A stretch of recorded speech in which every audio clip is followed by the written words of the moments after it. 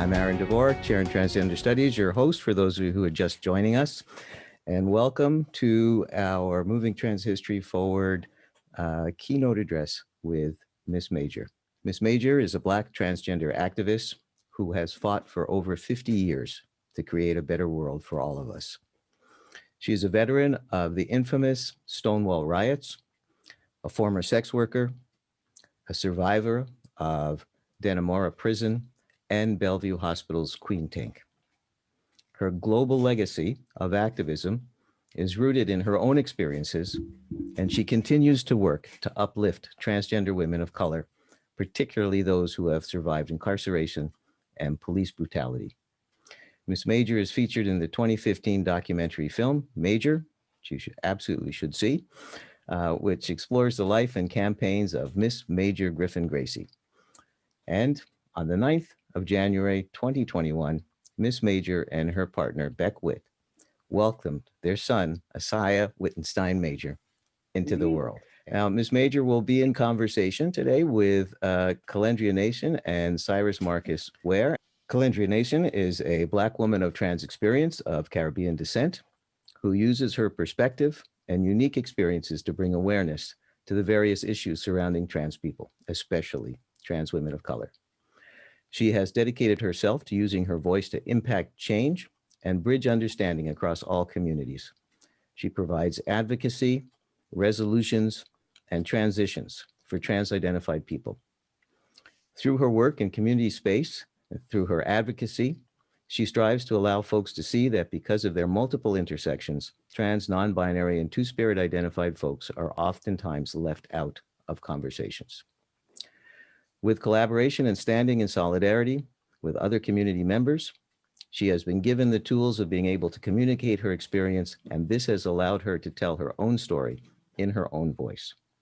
It is her hope that in time there will be more opportunities to empower BIMPOC identified people in the same ways that she has been. So welcome, Kelendria. So privileged and so humbled to be able to join in this conversation with Ms. Major and Syrus. And I just want to take time to thank Ms. Major for the resilience and perseverance throughout the years and providing a great example.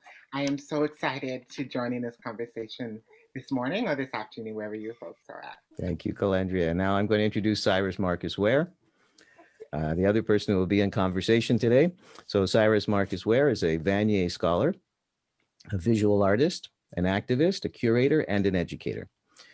Syrus uses drawing, installation, and performance to explore social justice frameworks and Black activist culture. His work has been shown widely in galleries and festivals across Canada. He is part of the Performance Disability Art Collective and a core team member of Black Lives Matter Toronto.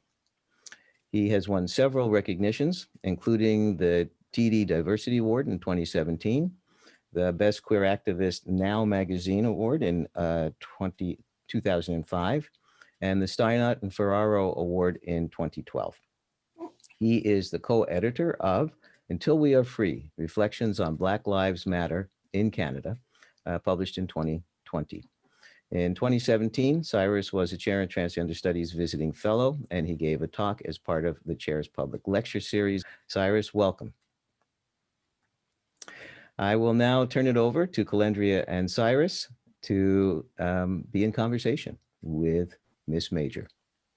Thank you so much, Aaron. We're so looking forward to this discussion. I'm going to let Kelendria ask the first question, and we're, again, so thankful. Yeah, so let's get started. So we've been working for a future where all trans people get to live long enough to become elders. This is something that is still not guaranteed to so many of us, but it is changing.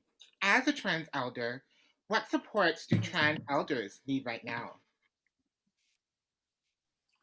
What support? You know, they need lots of support.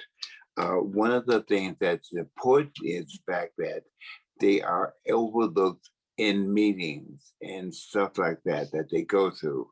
And you have to accept who they are, what they stand for, what they are part of. And in doing so, then they will continue to live a little bit longer. Mhm. Right. May it be. Yes. So we've been talking a lot about abolition. Abolition is on everyone's lips. Now, as one of the people who helped to lead the anti-policing movement from those early days at Stonewall right through to your work today, we're wondering if you could just tell us a little bit of your reflections on what do you think of this recent turn towards abolition? And also, what do you think it will take to have abolition in our lifetime? Well, that's hard because right now they are really talking about abolition. They are holding just a meeting and stuff like that. But if we have been struggling and giving reasons to do this years ago, there's has always been a form of someone standing in line with a sign, fair play, and we don't get it. Uh, they don't seem to understand that we exist and have been here since the beginning of time. So one of the reasons that I am involved in this current view of this is because they've got to at least pay attention, acknowledge us, give us some credence as to that we are accepted and that we mean something to them. Mhm. I would love to hear a little bit more about your, if you could tell us a little bit about that moment and those moments at Stonewall. Well, Stonewall was, I guess you could say, a happening that happened.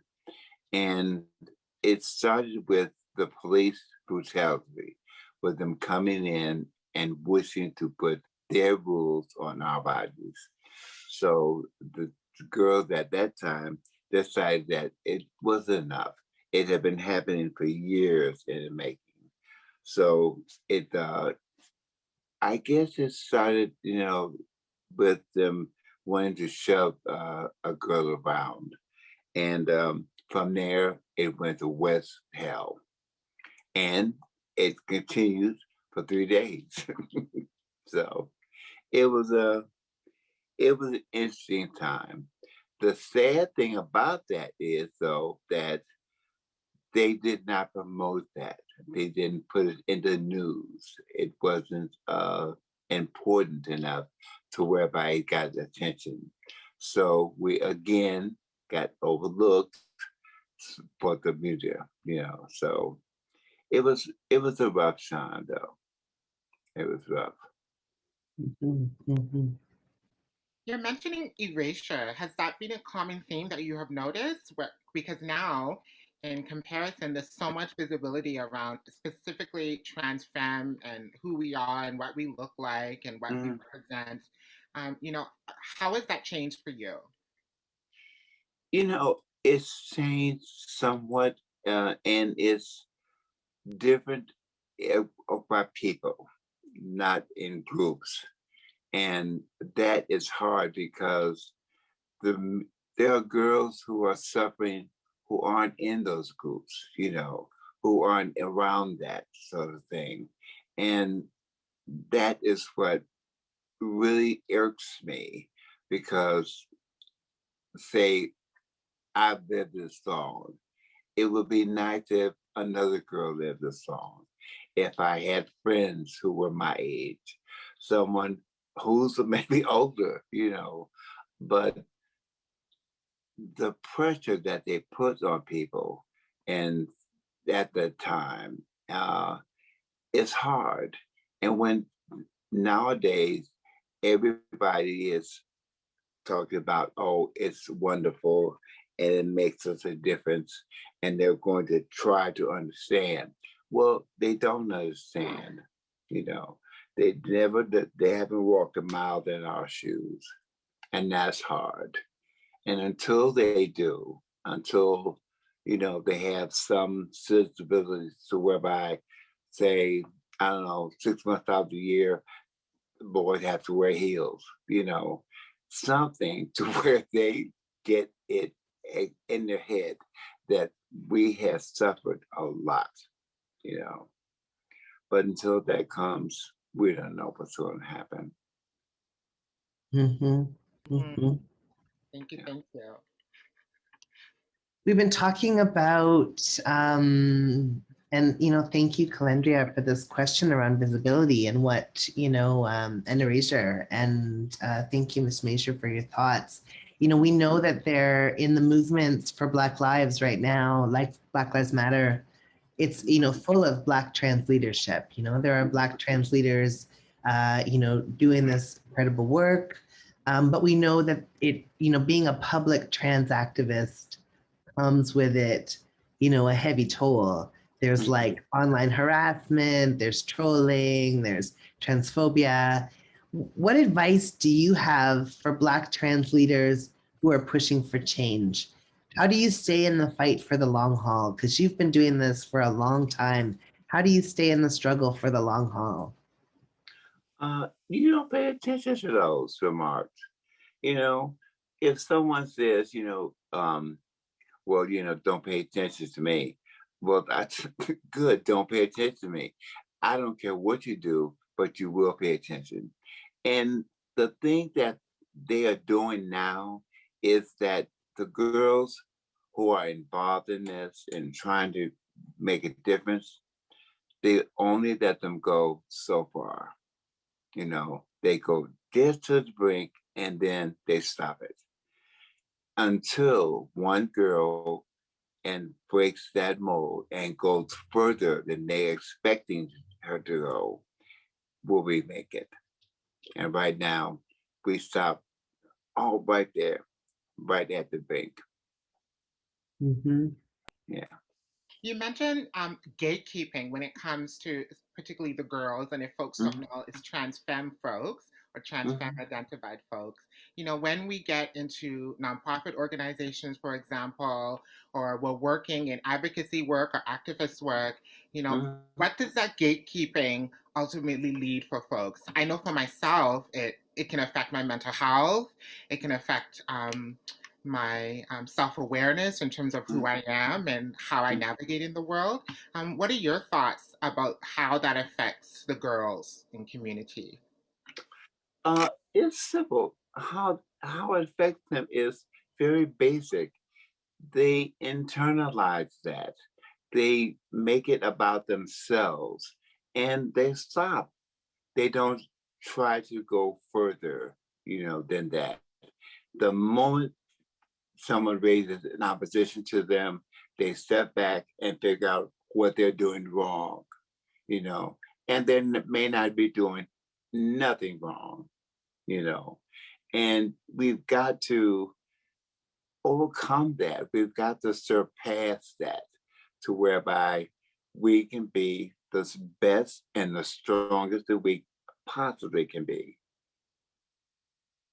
You know, it's rough, and when you run into that, you've got to, dare I say, you've got to ignore it, tell them to mind their fucking business, and the rest of you go on. Mm-hmm. I'm so interested in these, like these are strategies. These are strategies for survival, and we share these with each other. And because we don't often have intergenerational conversations where we get to talk, together, we don't always get to share these ideas. And I think yeah, is there anything else you would want to say to trans femmes, to Black trans femmes, to trans femmes of color, in terms of how to survive and deal with feelings of powerlessness or what it is to be in this world where, we're told don't exist? You know, is you got to be ready to fight. Plain and simple. You must always be ready to fight, to set yourself down and go for it because they are going to come at you every way possible. And you must be prepared to put them on their ass if you can. You know, you got to take the blows as it goes, but you give some too. You know, when someone comes to you, bring your ass with you because it's going to get whipped. Plain and simple. There's this brilliant Black educator here named Rania El-Magumner who says, yes, abolition, but you can still catch these hands. And Yes, I love that's that. right. Yes. Shout out to Rania. So I want to kind of expound on what you mentioned about folks, putting up a fight and being aware that the lives that we lead is going to take a little bit of perseverance on our end, some resilience on our end. But what advice would you give, particularly trans folks of color who are dealing with the feelings of not belonging and having no power, even when they make their voice heard, because of the lack of support systems and housing security and employment? I know here in British Columbia, where I'm located, we're in the middle of a housing crisis. Affordable housing is very hard to find. And with so many trans identified folks, particularly folks of color and gender diverse folks, having employment or being able to sustain long-term employment is very difficult.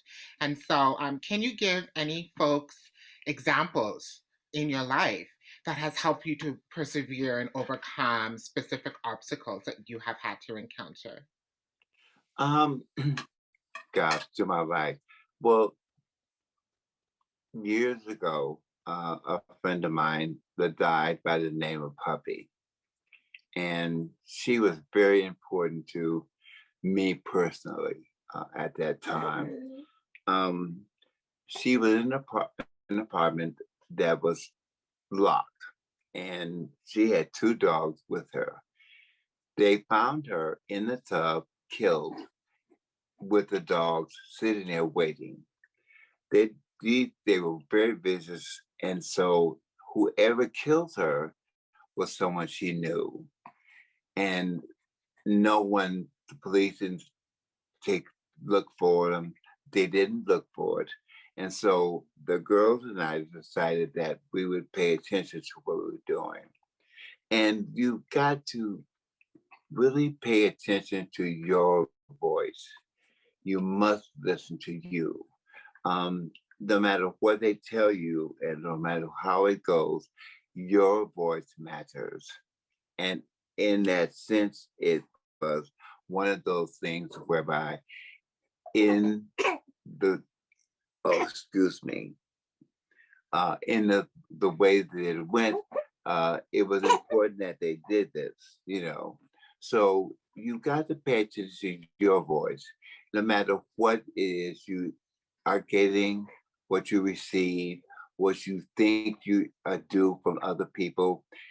They don't necessarily know what you've gone through, what you've been through, who you are, what basis started you on this journey.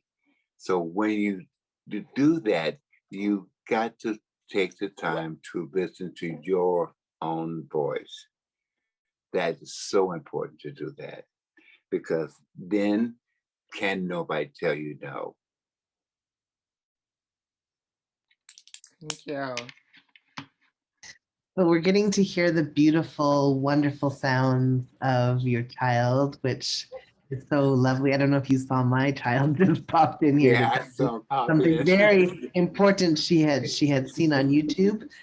But so as a parent, as a parent to parent, for a lot of us trans parents, we've been looking for role models. There are not a lot of examples of trans parents in the public eye.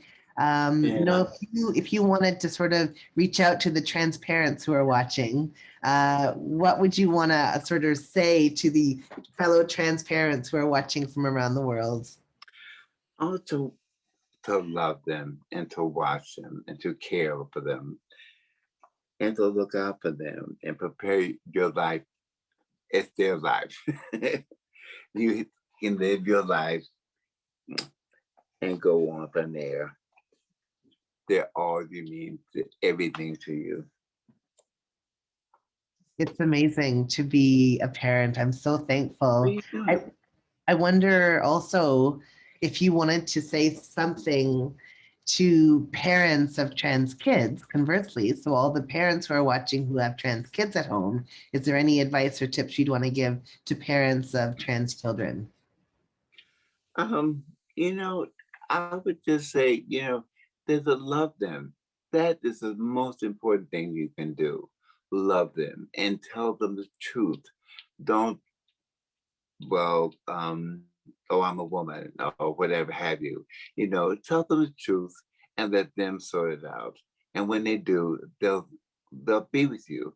I have another child who is 20, 40 years old, who's mine. So they care about you. They will love you, no matter what you are and where you come from. Right? Thank Right. you. Right. Yeah. Thank you. I just kind of want to expand on this idea of parenthood and how so many of us are lacking support systems or even have someone that we can turn to. I know mentorship is a huge thing in the States. A lot of Black femme folks, have gay children. In Canada, what I have experienced and seen, it's not the same. It's very hard for folks to make connections. Whether we come from broken homes or we have parents who we feel, don't prepare us for life. I know in Yeah. my experience, many parents do not prepare trans and gender diverse identified children in the same way that they prepare cis children. And so oftentimes we're having to play catch up with our peers, this sense of competition for jobs within the right to survive. And so um, for me, this kind of ties in with feminism, having the agency and having an awareness, of the rights that women have in society, and particularly trans women. And so, um, oftentimes, trans rights are pitted against feminism as a way to separate us trans femmes from the rest of society. And so, what does trans inclusive feminism mean to you? And then, secondly, how would you challenge those TERFs, trans exclusionary radical feminists, who say that trans women experience male privilege? That's quite a lot.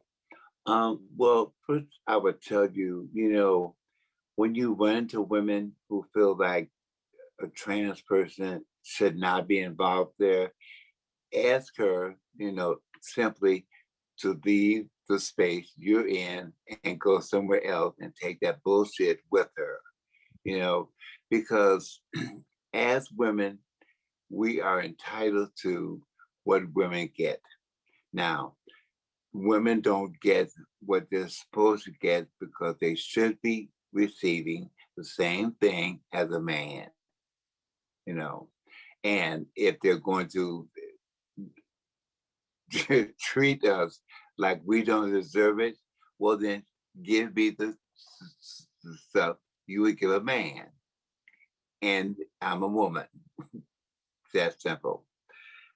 And I tend to have a tendency to simply go with places I'm not wanted. And what happens is they take it in question, They wonder, well, why am I here? What am I doing? What am I up to? Why am I doing this? And those are questions that they have to answer, not me. And so I put them in that spot and leave them there because where I belong, I belong. Where I go, I need to go. And they take it from there, you know. They don't give us the credence to understand that we have thought about it and we earned the rights to be there. In whatever form that takes, whatever guise that is how it is. Period. Yeah. Beautiful. I wonder if we could talk a little bit about, you've been involved in organizing and activism, for decades on so many different issues, including prisoners' justice, but also around sex workers' rights and sex worker activism. I'm wondering if we could talk a little bit about sex worker justice and,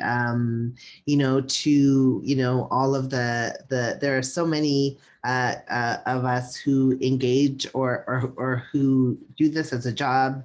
And, we know that there's still a lot of stigma. There's not a lot of safe working conditions. We don't have, all of the things that would make this a little bit of a better situation.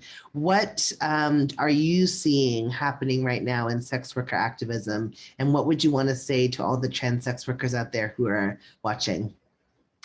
Well, first of all, it's getting better a little bit.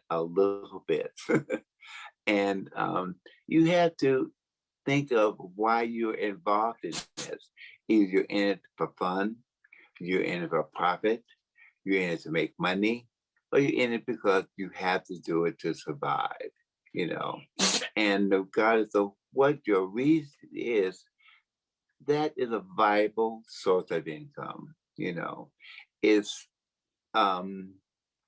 not a lot of stuff they going around that we have available to us, And so if you're out there and you're doing this, do it safely, do it and you're aware of what it is, and keep yourself safe and then enjoy it.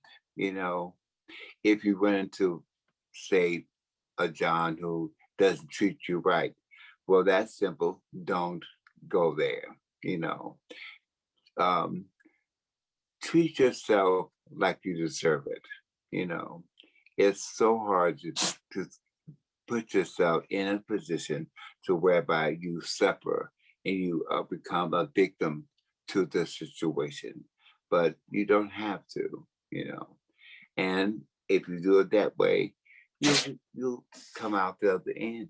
If you decide to come out, if I could, I would serve another trick.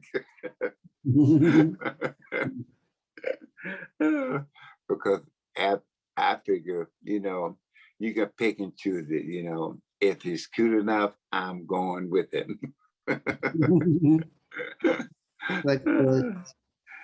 Yeah. you. I know for myself, when I was in sex work, I did street-based sex work. It was a way for me to gain autonomy. As we know, so many trans femme folks or gender diverse folks want to find a way out of sex work eventually. They're not enjoying themselves anymore, or they want to enter a different career path. What are some tips that you would give folks who are wanting to make that transition, if we can say, in their lives from sex work to maybe a 9 to 5, or maybe starting their own business? What are some tips that you can give folks in terms of turning a new leaf in their life, per se? Yeah. Well, if you do want to change jobs, you have to consider the job, write down what the details are, and then as you're turning the tricks and hustling, you must constantly do that on the side. And slowly but surely, it'll build up. This will go down, build up, and then it'll stop. And then it'll stop, But, there's a way to do them both. You can do both of them, and it'll take the pressure off of you, because pressure comes from all sorts of people, and when you get to the point of you're doing your job and you're hustling somewhat, you'll find a way to relax, a way to go about it, So that's the best way to go about it, Yeah.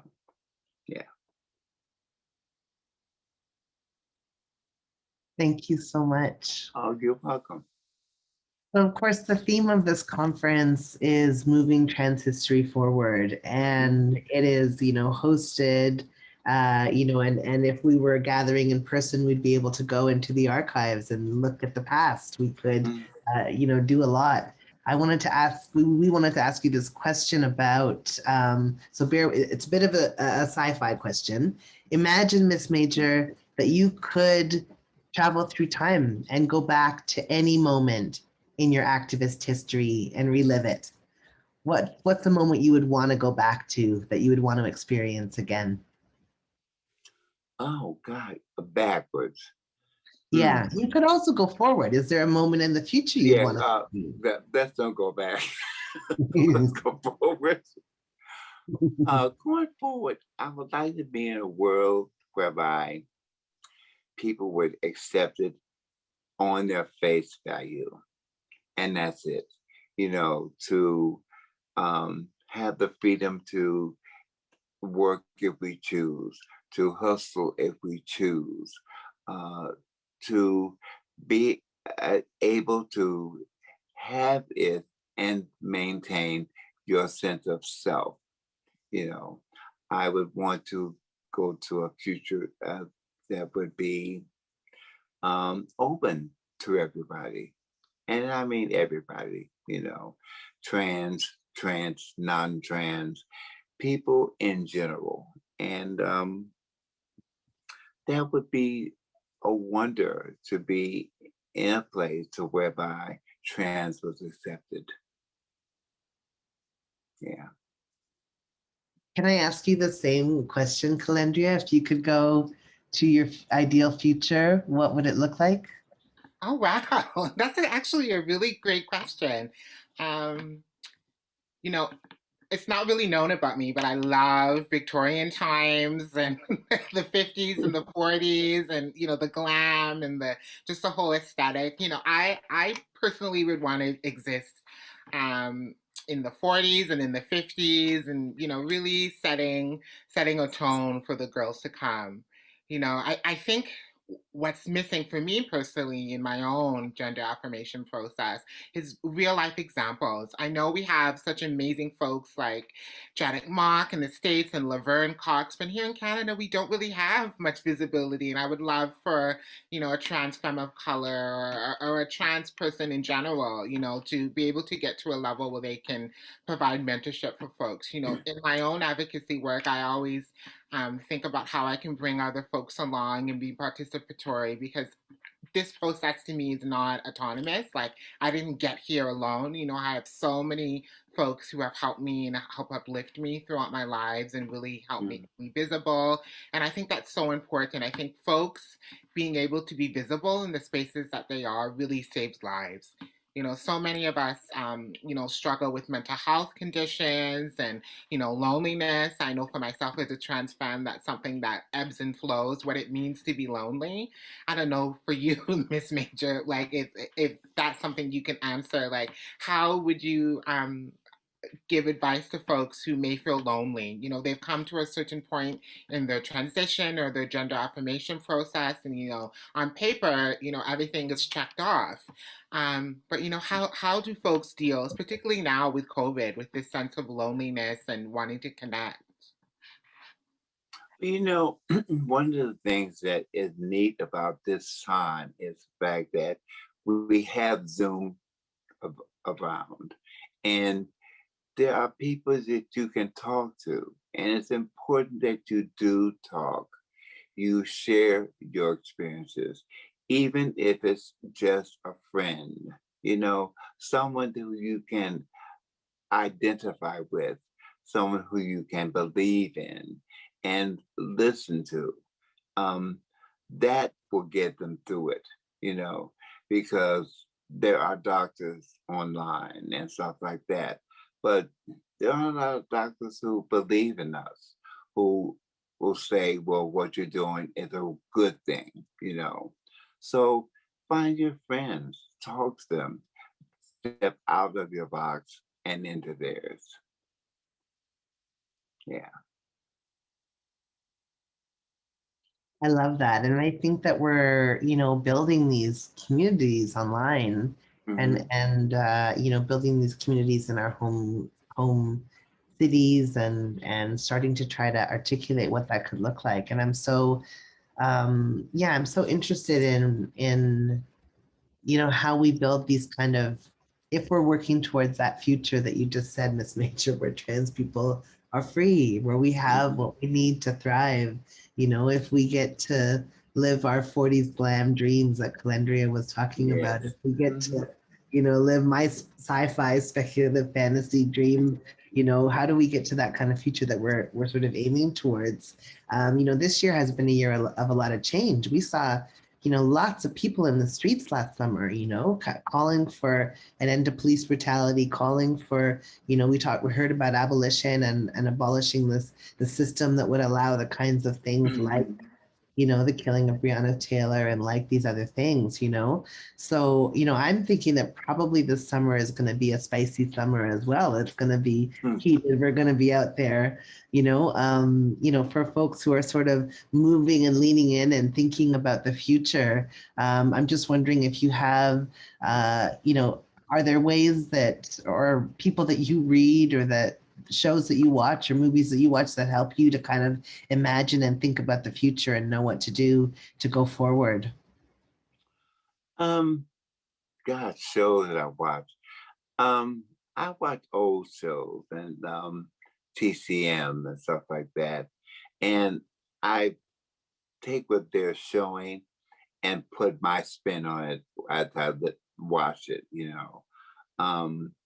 different things like Mommy Dearest and stuff like that, I look at that stuff and try to make it trans identified, make her me and what I would do at that time. And that works for me, it depends upon what you want, because each of us, everybody is different, and someone can look at something, the same thing I watch, and see something entirely different than I do, So I would want it to be open to interpretation, take and make it whatever it is you need to make you go through it and come out the other end. Well, you were a subject of a film. You were the subject of something that we all got to watch and take in and interpret as ourselves. What was the experience like being the subject of a film? What was it like when they were filming Major? It was very normal, and they were unobtrusive to me in regards to the movie. And it ended and it began very casually, and I thought very highly of the people that produced it because a panel was gotten of different people in that life, and they decided with the producers what was to be seen. So it was a good experience. Now, it's not something I would do on a regular basis, no. But then it was important and it had to get out there, because I need the girls to realize that somebody does care about them, somebody older, someone who has lived their life, who knows what they're going through. And I wanted them to understand that I care about them all, whether I've seen them or I know them or not, I want them to succeed in whatever form of that they need to express it. So it was a good time. It was good. Yeah.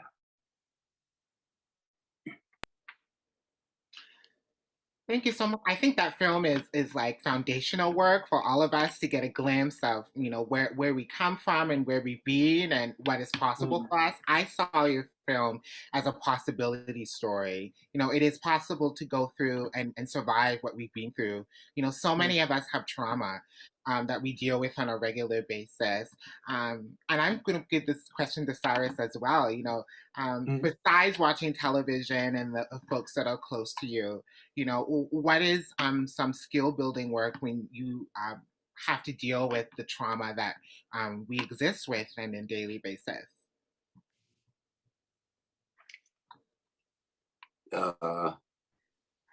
Miss You May. know, the, um, you know, what you have to do is keep that stuff to yourself and then slowly dissipate it. You know, like you take a paste when you're cooking and you spread it around and you watch it boil up to where it disappears and it's good, you know. So break it down. Don't take that stuff on personally, you know. Do your best to break it up, slowly do what you do, and get it to evaporate and disappear because you don't need that. There's enough stuff out here that you do have to deal with, and you can, but you have to get rid of all the little stuff, every bit of it. What do you think? Yeah, and I spend a lot of time sort of thinking through, I do therapy and I do things like that as I'm a med person. And so I have support. And one of the things that they sort of tell you is that the only way through is through. And I think it is that. It's like breaking it down into small, manageable chunks and then figuring out, okay, how am I gonna, how do I deal with this little piece here? And how do I deal with that piece? And how do they connect? And I'm so thankful that we get to be in a moment now where we can talk about our mental health, where we can talk about our experiences, and we can talk about it a bit more openly. We don't have to necessarily, with shame, sort of hide away our experiences when we're down, or if we have an experience of trauma, or if we can talk about it now in a more open way. And I'm very thankful for that, for sure.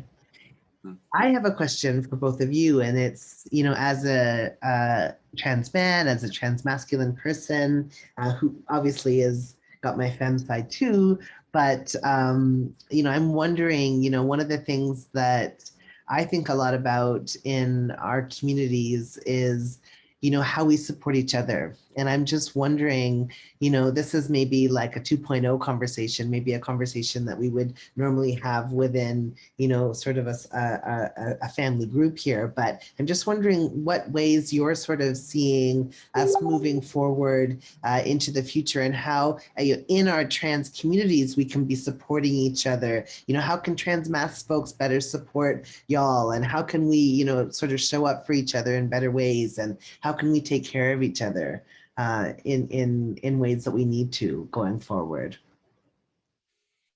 Well, the first thing you can do is share your experiences.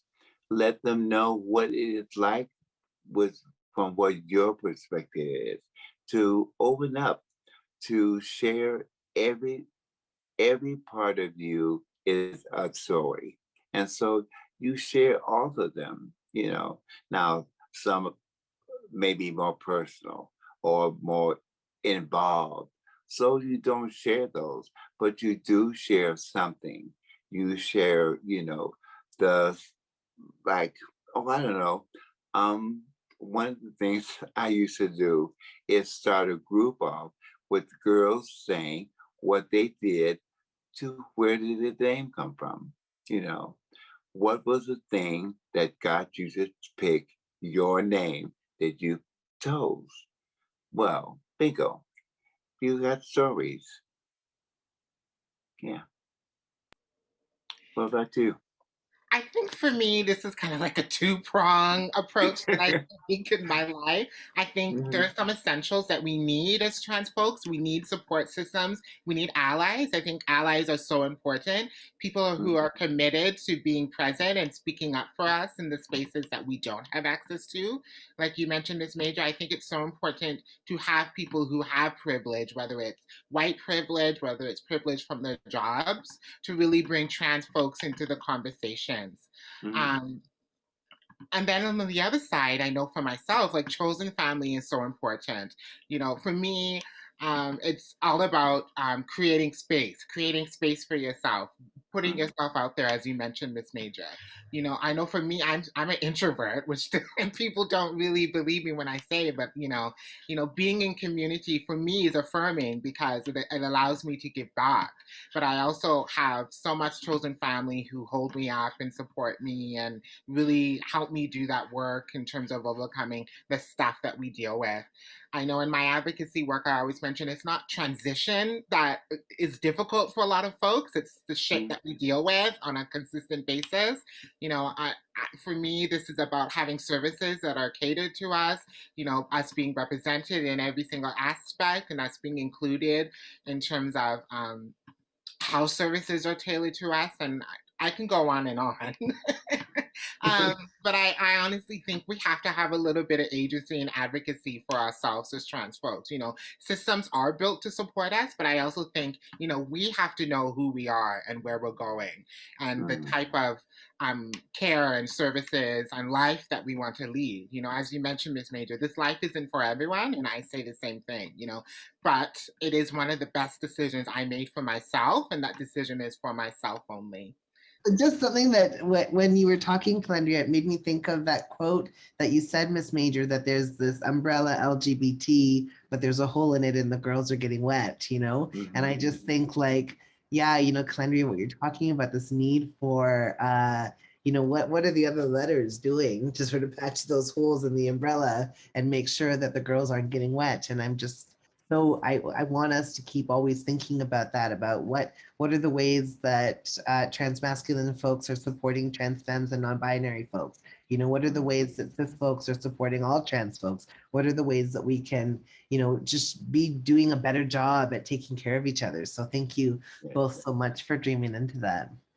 I think as we get ready to move into the closing of our discussion, I think that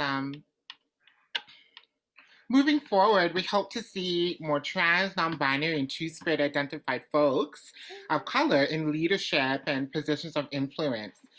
In community spaces or community building, excuse me, there has been some commitment to bringing folks along with us as we move into career paths or try to mobilize and advocacy work and activism. How do you specifically bring folks along with you through your work? And then what principles of leadership have been successful for you when engaging with community members? Well, what is important is that you teach someone what you know, that it doesn't end with you. And so if I'm running an organization, the person who is with me, and they take on a lot of the responsibility of it. I oversee it, but they take over most of the responsibility. It's hard to teach someone if they don't want to learn. So what you do is you search and you look and you constantly until you find that one person that wants to learn. And you teach them and you tell them to teach somebody else. That's how it goes on. Mm-hmm. Yeah. What about you, Syrus? You're really, really busy and do a lot of work yourself. How does this land for you? How does the question land for you as well? Yeah, I mean, I've always thought that, any of the work that I've ever done has been about making sure that the doors stay propped open, or that we tear down the doors so there are no doors, That's tear down the fucking doors. tear down the doors. So all of the things that I've ever tried to do has always been about how to break things open and make more space. I want us to be freer. So to me, like, the kinds of things, I mean, I often work in leadership roles, and it's always been about making sure that there is a representation and visibility of Black trans disabled people, in my case, to make sure that we're there, that we're present, we're visible, to make sure that we're always carving out space for other folks to be able to come and be in the space. So, I think a lot of it is trying to change the structures, and in the rooms that you do get access to, how do you change those rooms so that they're no longer these exclusive spaces? So I think it's really important to make sure that, we're making room for all of these voices. We have so much brilliance in our communities, so much creativity, so much magic coming out of trans communities. Like, there should be trans leadership in all of the organizations, in this country, right? There should be trans leadership, at all levels of government. There should be trans leadership everywhere because, we are, doing the work where we stayed doing the work. And so I'm really interested in what are the ways that we can make sure that we get trans folks in these positions of decision making. And so I'm very interested in that. So yeah, thanks for that question, Kelendria. Yeah, so we have probably time for one more question here with us before we open it up for everybody else. And I wonder if we could just sort of say, we're going here into 2021. It has been quite the last year and a half. We've experienced unprecedented things, both with this pandemic and then, of course, with all those police killings last summer, the Black Lives Matter movement, really kicking off, even more, and, all of this revolutionary action that's happening. As we head into 2021, what are your hopes for this year? I'll ask both of you. For trans people, for all of us, what are your hopes? Well, my hope is that we calm down enough to whereby we talk to one another so that we find out where this hatred has come from, and in discussing this, we slowly get it to disappear, that would be a major accomplishment in this country and the world. Mm-hmm. Yeah. Thank you, Kelendria. Can I ask you the same? Yeah, I think for me, I always put the emphasis on community. Community saves lives. I think that it's important for us to come together more. I mean, we have opportunities like this conference, we have opportunities where other events happen in community, but to really build networks of support and family for each other. I think, particularly here in Canada, it doesn't look the same as it does in the United States. And I think that for us is really something that we can work on here in Canada and specifically.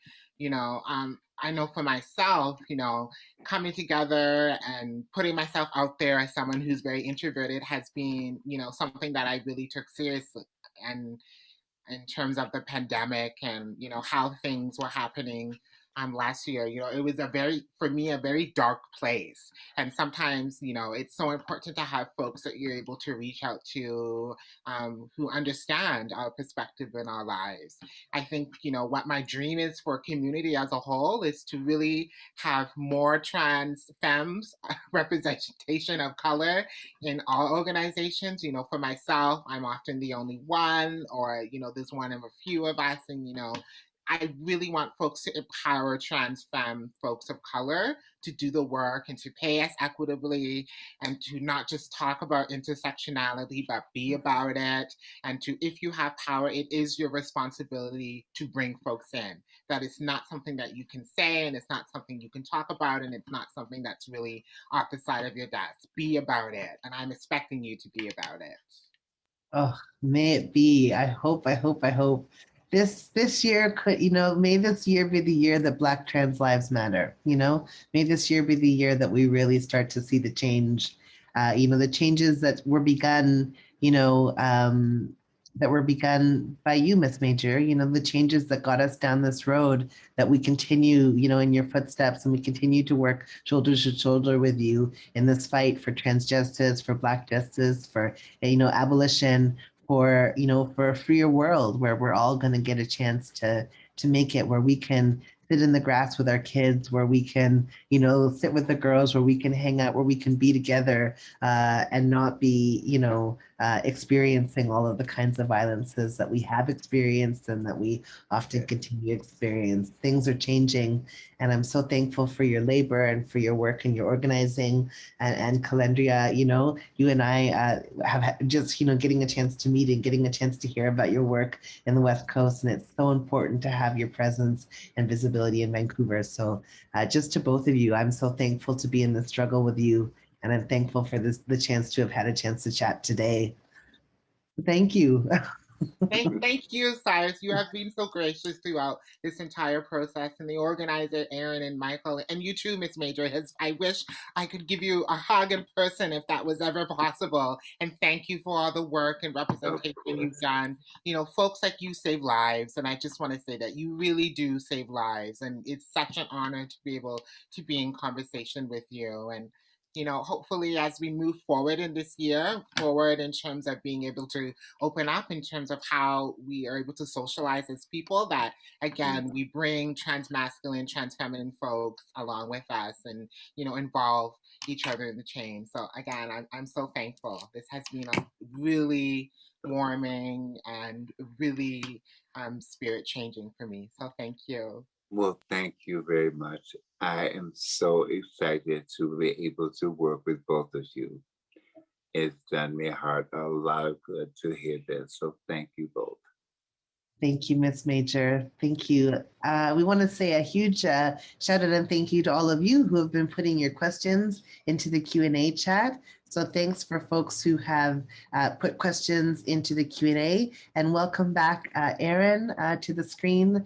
Thank you for bringing us together. Thank you for all of your work at the archives, and thank you for making this conference happen. We've talked today with Miss Major about the past, about the future, about everything in between in this moment of moving trans history forward. So thank you. Thank you, everybody. This has been a great conversation, and it's not over yet. So I really appreciate listening to the three of you talk together. And now I'm going to bring forward some questions from the audience who have been watching and listening.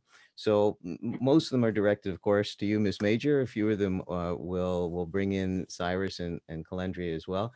So the first question is also one of my questions. Ms. Major, you're someone that many people look up to all over the world and use as a role model and an inspiration. And the question for you is, who have been your role models and your inspirations?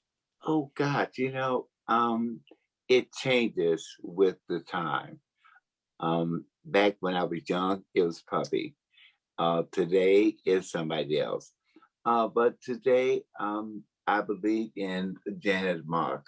She has done a lot of stuff that puts the girls up involved in stuff. She's very unique and talented. And she's very contemporary and a lot younger than you. Yes. I'm asking, who went before you that inspired you when you were young? A girl by the name of Puppy. Puppy. And she died, but because of her, I got involved in this work that I do now. Okay, thank you. Another question from the audience. So after so many years of fighting and struggling for trans rights, you've continued to allow love to guide you. How do you continue to move forward with such positivity and grace in the face of so much injustice? You've got to love them. You can't go along this world and hate. It doesn't solve anything. And through love, everybody can understand what you feel, and they'll accept that and move forward. It's a wonderful message, and it's wonderful hearing it from someone with all the history that you have. We had an elders panel yesterday, and most of the elders were saying a similar kind of thing. Yeah. At some point you just have to have faith in others and care for them, and they'll come with you. Yeah. A question for all the speakers. So what are some of the most affirming trans spaces that you have been to in person or online?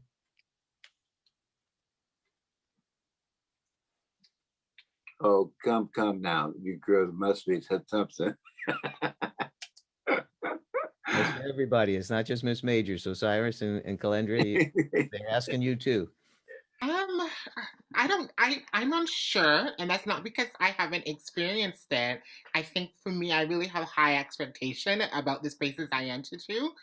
I think for me, what makes me feel safer, because I don't believe spaces can be safe, what makes me feel safer is if they prioritize the voices of trans folks of color, indigenous folks, perspective of folks who are marginalized in our society. You know, I feel that sometimes community can be overwhelmingly white, and I want to see more folks of color get involved and have opportunities to involve. You know, lived experience is so important. You know, people are asking, you know, in organizations for lived experience, and lived experience has to be remunerated properly. And lived experience counts, and lived experience is experience itself. And I think that, you know, for folks to have an assumption that spaces are always welcoming, or there has been spaces that have always been affirming, I think I would counter and say that spaces are works in progress, and that I think it's a community responsibility to really bring forth the principles of how to make spaces safer. Could you say the question one more time, Erin? Yeah. So what kind of spaces have you been in that you felt are the most trans affirming, that are either in-person spaces or online spaces? I have to, say I've been, in trans communities in Toronto, for since 2000. I came out in 2000, and there have been a couple of spaces that have been really beautiful. And one of those spaces is Blockorama, and it's this big Black queer and trans party that is a community center gathering, a homecoming, an arts festival, all at once. It happens at Pride and has 11,000 Black queer and trans people dancing together. There's a community information hub with booths and community supports. There's trans people in leadership in the Blockorama team. And it is a space that has had trans people hosting the stage. Chief Milan and Kayandora show, and all of these, Kim Nkuru, and all of these incredible folks. And it's been a place that has really felt like home. And, I'm really thankful for spaces like that. We need more spaces. Basically, what we need more spaces that are year round, where we can feel at home. And I think, like, Nael Banji wrote that article in TSQ or in Disability, the Trans Studies Reader, about homing desires, and about this idea of homecoming in trans communities, and how for a lot of trans people of color, we don't often feel at home in trans communities. So not only do we need more trans affirming spaces, but we need more trans affirming spaces that are intersectional. Where as disabled and mad trans people, we feel welcome. Whereas Black trans people, we feel welcome. Whereas queer, and other, just all of the ways that we get to experience difference, where those parts are part of our trans experience too. So we need more of that. Thank you. Ms. Major, do you want to weigh in on this question? No, thank you. Okay, the next one is directly for you. And the question is, what organizing tactics did you engage in back in the day? Have any of them petered out in these times in trans activist circles? What would you like to see reemerge of any of the older tactics that may have vanished? So, what worked back then that maybe isn't happening now that you think should be happening now? Well, I think one of the things that did work was um, being prepared to fight for what it is we stand for. And I was should to believe that if that came back, it would help, because right now they don't know what they're standing for. They don't know what they're fighting for. So if that came back, it would be a marvelous thing. Okay, thank you. Mhm. There's a bunch of questions here that are all very similar. and they're basically I can distill them down to what can white folks do to support the issues of Black trans folks and Black trans femmes in particular. So, what have you got to say for the white people in the audience who want to know how to be good allies? Well, first of all, they could listen to us. They could stop thinking that we don't know what we're talking about. They feel as if, oh, well, she's talking out of her hat. Well, that hat I wear. So since I wear it, listen to me. Pay attention to me. I'm sorry. You know, they don't give us the attention that we need. And if they do, then they don't believe it. So if they listen to us, then we can lead. Syrus, Kelendria, do you want to add anything to that? I would just add to say, we know that we need more leadership by trans people of color. So if you're in a leadership situation and you're not a trans person of color, what is your succession plan look like? What does it look like to make sure that in the future there is a trans person of color in that role, and thinking about, what are you doing in the day-to-day to support trans leadership, to make sure that there's a profile and platform and space and funding for trans people of color in your communities to be able to have their brilliance shared as much as yours is, because we know that white folks are, as Ms. Major said, going to be listened to always, right? And that we are not always listened to. So what are you doing to change those conditions, to make sure that we're being listened to, that we're being heard, as Kelendria had said, being remunerated for our work and for our experiences, and what are you doing in support of that? Right now we're looking for action. People are looking for not statements or talk, but action. Kelendria, anything to add? Yeah, and thinking about action, inviting us in the door and giving us a position once we're in an organization is great, but allowing us to grow in those positions. Oftentimes folks of color are in grassroots positions. They're not able to grow. And, this expectation that we should be grateful to be in these spaces, I think white folks really have to think about long term. How are you supporting folks of color, particularly trans femmes of color? Are we able to grow in these positions that we're being invited into and in these spaces? Are we able to be not only survive but thrive in our lives? It's so important, with everything that's going on, lack of housing, COVID, lack of support systems, having security when it comes to our work and our jobs is so affirming and it's so powerful for folks, and it leads folks to be able to have a chance to grow into themselves, and it saves people's lives. And I think white folks can talk about allyship all they want. I want to see how you are demonstrating allyship. I think for me in my own life, I have a wonderful mentor and friend, Nikki Zawatsky, who I feel has done such a wonderful job of not only demonstrating what this means, but really being about it. And there's not a lot of people in community who are like them. And I wouldn't be able to sit here as a trans femme of color and have language to be able to speak without the support, and also the support of my chosen family. And I think when we're talking about how allyship is going to be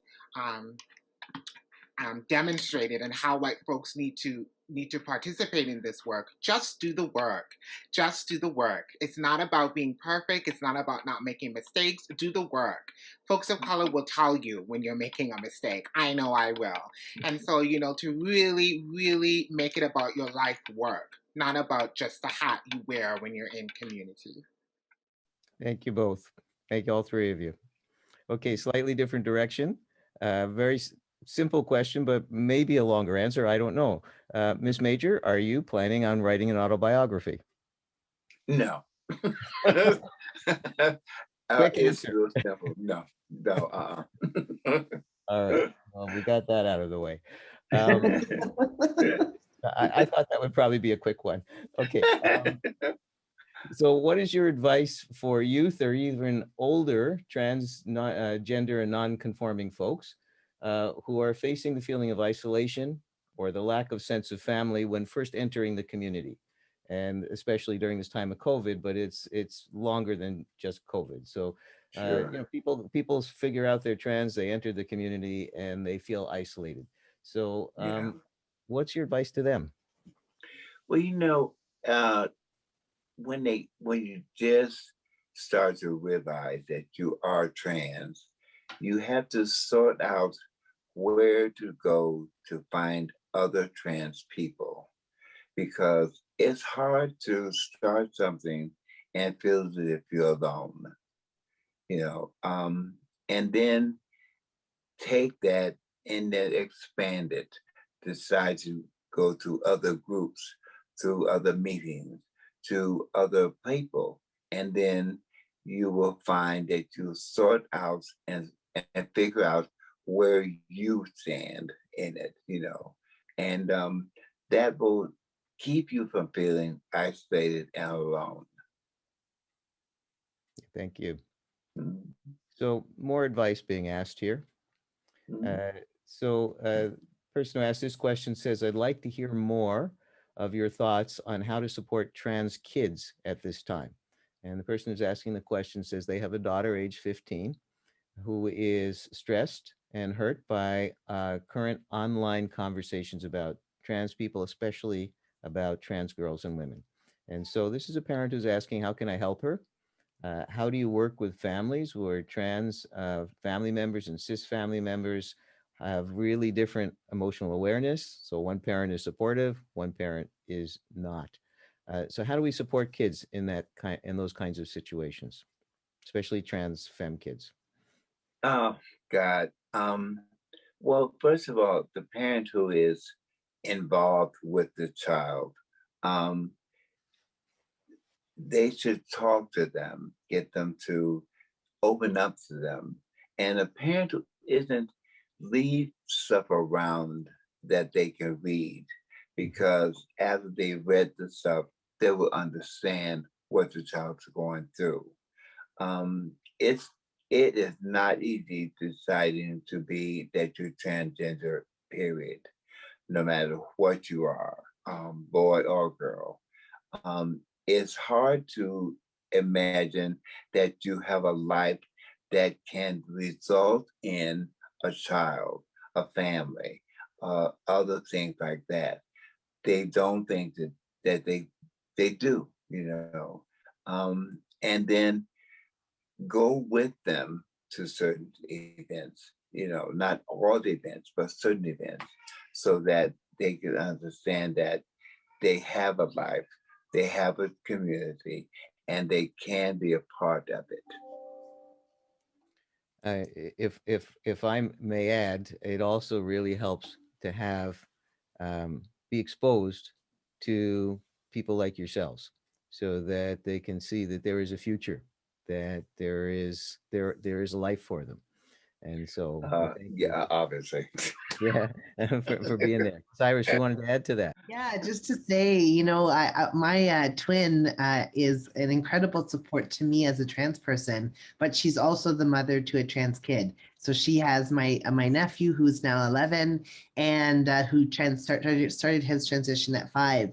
And I think that what I've learned through watching her is, as Miss Major says, read as much as you can read.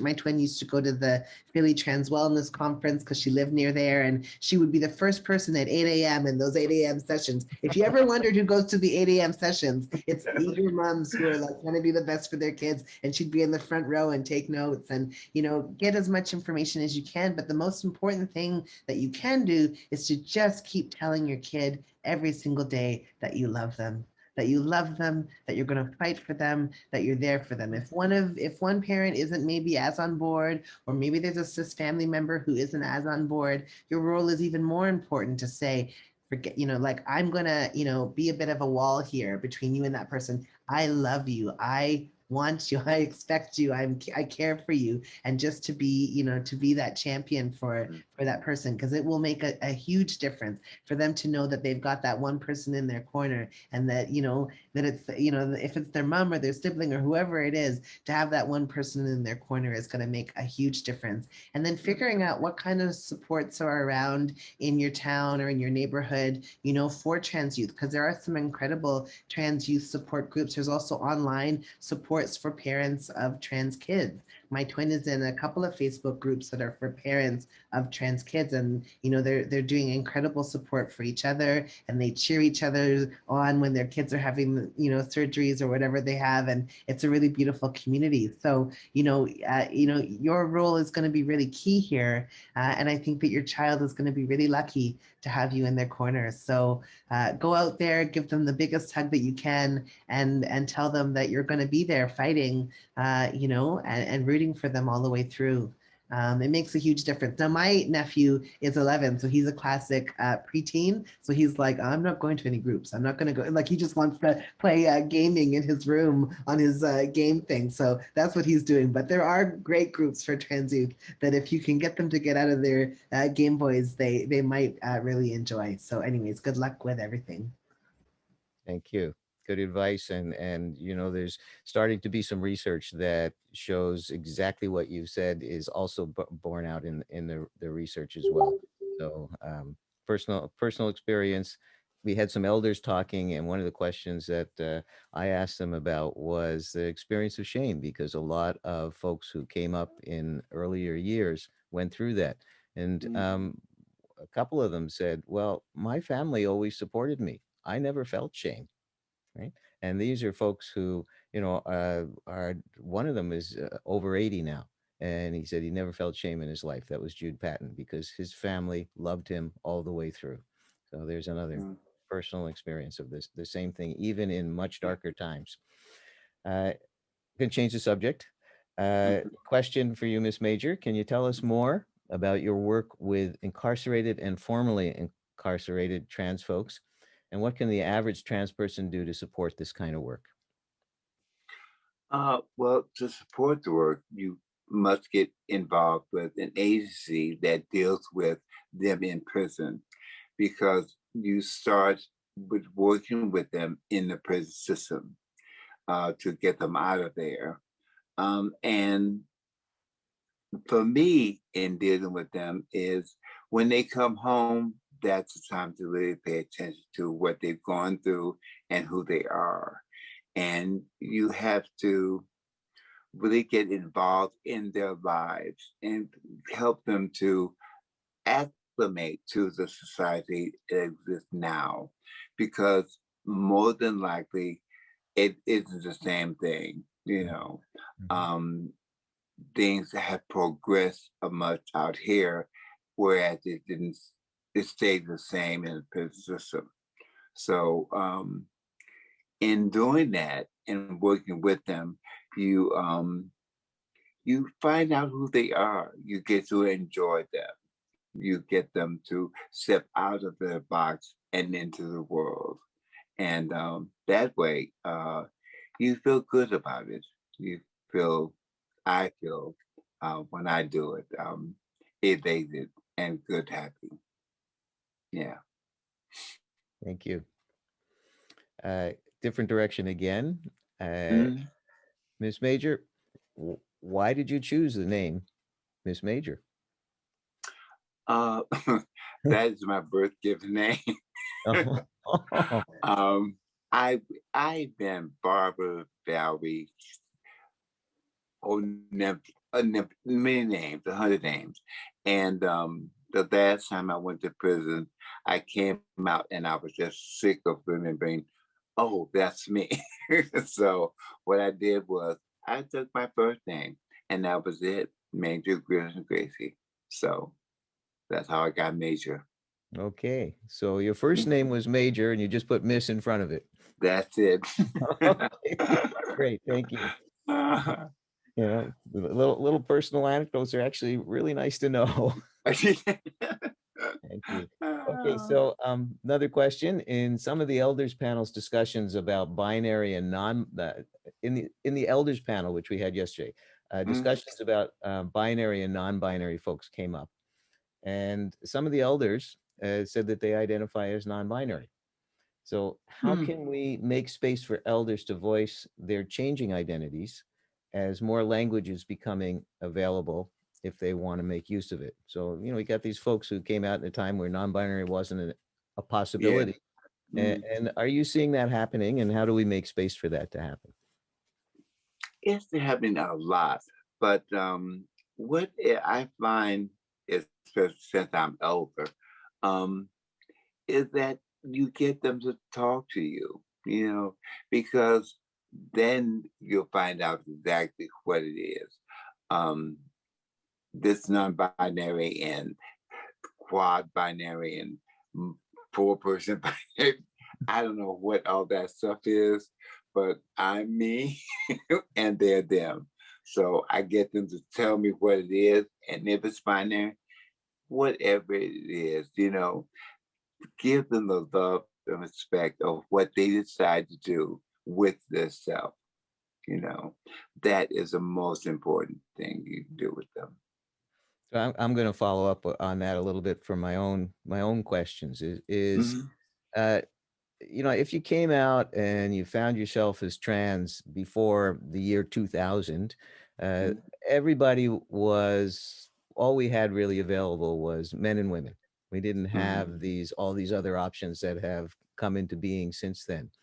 Uh, do you think that there's a lot of folks who came out in those earlier years, going all the way back, who, if they had these options, or now that they have these options, uh, are more interested in them? Because I think people were forced to kind of choose an either or in a time when maybe they would have liked to be a both and. You know, it's true because um, I came out in the 50s. And so there was no such thing as what I was choosing to be. I think if they would have had the choice or the words acknowledgement of that, they would have chosen that, because male and female is tough, you know.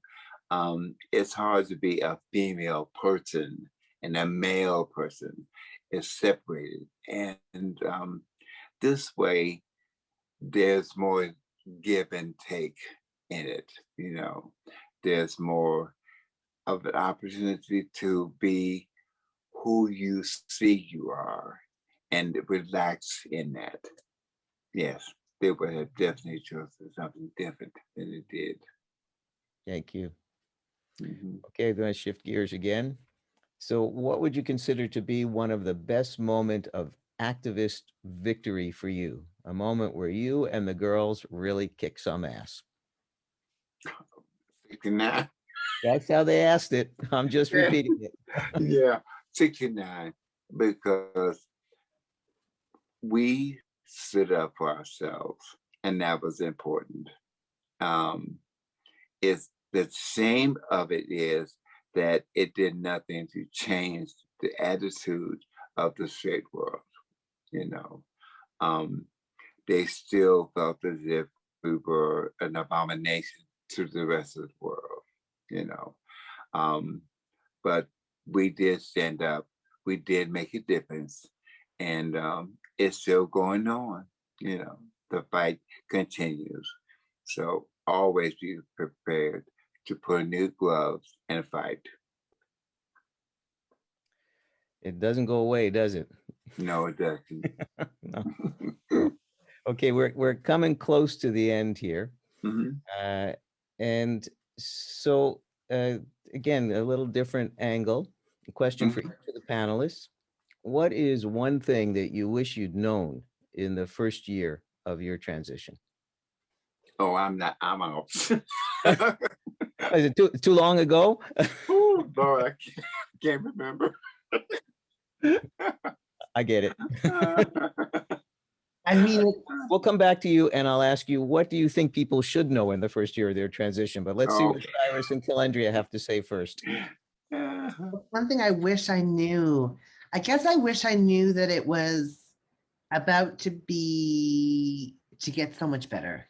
I wish that all of the things that seemed insurmountable at the time, I was trying to get access to hormones and surgery and things like that, that for me was something that I wanted. And I was just getting no's all across the board because I wanted to do it in my way. I wanted to do it on my terms, and I was not willing to play the binary game. And so I was getting a lot of no's, but I think I wish I knew that it was that if I just kept going, it was about to be so much better, and that it is in fact possible to define for yourself what man is, what any of these gender identities are. We get to define for ourselves what they are. So I wish I had known that things were a lot freer than I was being told by the trans folks I met at that time.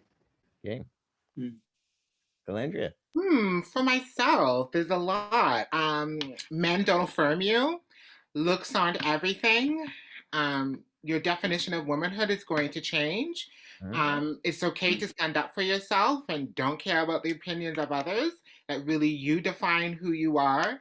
And that it's okay to have periods where you're not always happy and bubbly, and that transition itself is a work in progress. I believe that transition has saved my life, and I do feel that if I did not transition, I would not be here.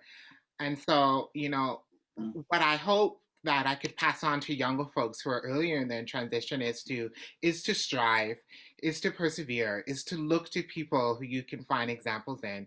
We have Janet Mock, we have Laverne Cox, we have other folks that we can look up to, but also find folks that are around you that you can look up to. I think it's so important earlier in transition to be kind to yourself. We don't have to look a certain way. We don't have to act a certain way, to really be able to call it a transition. You will not be in the same place you are in the next 5 years. Thank you, Kelendria. Okay, Ms. Major, back to you. What advice would you give people that you think they should know in the first year of their transition? One of the things that they should know is the fact that they can be anybody that they choose to be. They can search and sit down and take the time to see the different types of women. They can be a woman who likes, I don't know, working on a farm, working in mud, working in an office building. They can be anybody that they choose, and they don't have to be, and they're not stuck in a position to whereby they can't change. Something can happen in an instant and change who you want to be and how you present yourself. You can present yourself however you choose and whatever form you see that works. Beautiful words. Thank you so much. We're just about at the end, and people have been asking, can they follow you on social media? Can they learn more from you? So sure. Yeah, they sure can. Okay, so where do they find you? Gigi, House of Gigi, and then I have a personal page, Miss Major. I will put it in the chat. It's nation to nation facilitations in terms of email. Everything is just in my name, Syrus Marcus Ware. So Syrus Marcus Ware at Gmail or at Syrus Marcus Ware on Twitter or on Instagram. I'm prolific on Instagram. That's where you can see me the most. I also have a website with my artwork and stuff that's cyrusmarcusware.com. Ms. Major, we are all greatly indebted to you, not just for Thank today, you so much. but for the last 50 years, and hopefully there'll be another 50 years. So I'm hoping. in good health. There's no point in living another 50 years if you're not in good health. So I wish you another 50 years in good health. Thank you all so much. Thank you so much. Thank you, too. Thank you. All right. Bye, baby. Thank you. Take care. Bye.